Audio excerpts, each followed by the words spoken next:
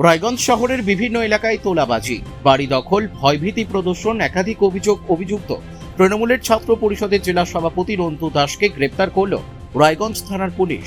অভিযুক্ত রন্তু দাসের বাড়ি রায়গঞ্জ শহরের মিলনপাড়া এলাকায়। তিনি সংশ্লিষ্ট এলাকার ক্লাবের একটি কর্মকর্তা।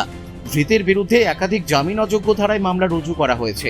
এদিন অর্থাৎ শনিবার ধৃতকে রায়গঞ্জ জেলা আদালতে তোলা হবে। বর্তমানে ধৃত রঞ্জু দাসকে রায়গঞ্জ থানায় রাখা হয়েছে। কি বলবে? এটা একটা পলিটিক্যালি অ্যারেস্ট।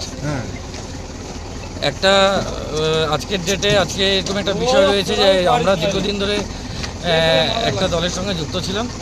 আজকে অন্য একটা দল ক্ষমতায় এসছে, তারাও অনেক পরিশ্রম করেছে, অনেক ত্যাগ করেছে, তারা ক্ষমতায় এসছে। তো স্বাভাবিক তাদের একটা রাগ অভিমান থেকেই যায় কোনো না কোনো জায়গায়। এটা পুরোপুরি একটা পলিটিক্যালি অ্যারেস্ট। এটা নতুন কিছু না, এটা সারা বাংলা জুড়ে হচ্ছে। তো এটা আপনারাও জানেন। ব্যাস এতটুকু। কি কারণে বলা হয়েছে? সঠিক কারণ আমার কাছে কিছু নেই। আর আপাতত এটুকু বলতে পারি যে কোনো নন ভেলেবল সেকশনের কেসও আমার কাছে নেই। আপনাকে কোথেকে অ্যারেস্ট করেছে? রায়গঞ্জ থেকে।